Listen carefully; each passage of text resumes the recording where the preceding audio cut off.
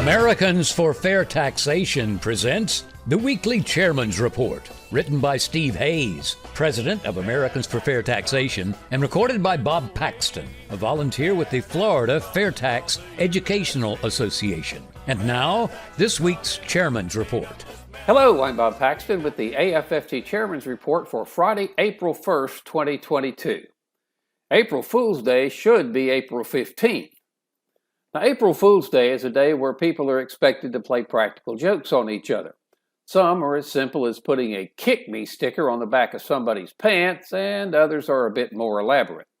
Now, no one seems to agree on the origin of this custom, but it's observed all over the world.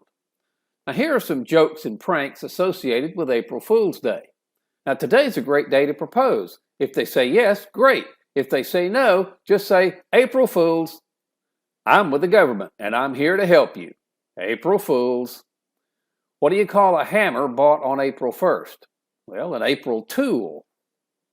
What do you say when it's raining chickens and ducks on April Fool's Day? Awfully foul weather we're having, isn't it? Why do eggs like April Fool's Day? They love practical yolks. On April Fool's Day, all the sinks and toilets were stolen from a police station. The spokesman said, "We have nothing to go on." Who needs a day for fools? I'm around them all year. Why was everyone so tired on April 1st? Because they just finished a 31-day march. April Fool's Day is like a huge open mic night. Millions of people going out of their way to demonstrate how unfunny they are. Excuse me, sir. They obviously named April Fool's Day in your honor. You should know that no one understood it was an April Fool's joke because no one believes you have a sense of humor. The BBC fooled their viewers in 2009 by producing a video that showed penguins flying north to South American rainforests in order to escape the harsh Antarctic winter. Only one problem: penguins can't fly. In 2011, IKEA fooled its furniture fans by announcing it was manufacturing a new high chair for dogs. Every year since 1986, New York City has issued press releases for the April Fool's Day parade. It doesn't exist. Kodak claims to have added the ability to remove our X's from our photos. The feature is aptly titled "Relation-Shift." Sir Richard Branson, the famous entrepreneur, claimed that he has officially bought Pluto for an undisclosed sum and reinstated it as a planet. In conclusion, Mark Twain said, "The 1st of April is the day we remember what we are the other 364 days of the year." As we approach April 15th, we're all reminded that we are the April Fools, but not just on April 1st. When there's a much better alternative, only April Fools would allow the government to confiscate a big chunk of our pay before we receive it. Only a fool would allow having the cost of everything we buy increased by 10 to 15% because of the income payroll tax system. Only a fool would allow imports to be subsidized while American products and jobs are penalized. Only a fool would allow a tax system that's rife with evasion to the tune of $1 trillion a year, or a tax system that requires us to spend time, effort, and money filling out forms that tell the government every detail about our personal finances.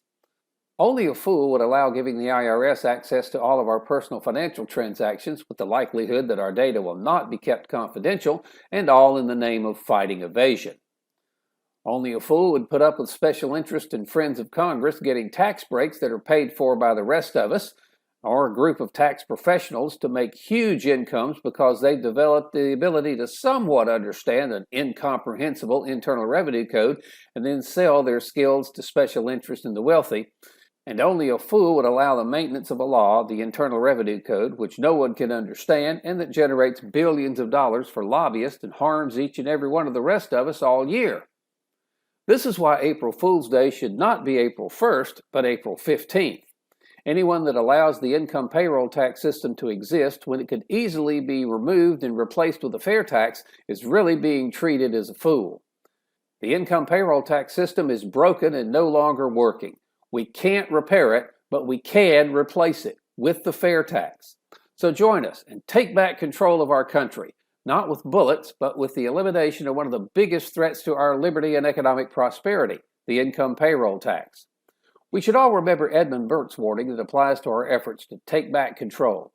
Nobody made a greater mistake than he who did nothing because he could only do a little. We should also remember this quote from George Orwell's 1984, which, if we do nothing, may foretell your and your children's future. If you want a picture of the future, imagine a boot stamping on a human face forever. So what can each of us do? We can write letters and make calls to our elected representatives and attend Zoom town hall meetings demanding that if they really want to allow Americans to take back control, the first step is to eliminate the income payroll tax system and enact the fair tax. Take back control. Help us pass the fair tax. The IRS will be gone and we'll pay our taxes when we make purchases. We, not the ruling class and their minions in D.C., will decide how much federal tax we pay, and we'll know how much tax we're paying because taxes will no longer be hidden from us. They'll be clearly shown on every retail receipt. If you have friends who don't know about the fair tax, send them to fairtax.org. Have them watch the whiteboards under how it works, and if they agree, ask them to please join us. Then, contact your members of Congress and the President and demand that Congress pass the fair tax, the only truly fair tax. This has been the Weekly Chairman's Report, written by Steve Hayes, President of Americans for Fair Taxation. Check back every week for news and information about the fair tax and learn why the fair tax should replace our antiquated federal income tax system. If you'd like to receive a copy of the Chairman's Report in your inbox every week, sign up at fairtax.org.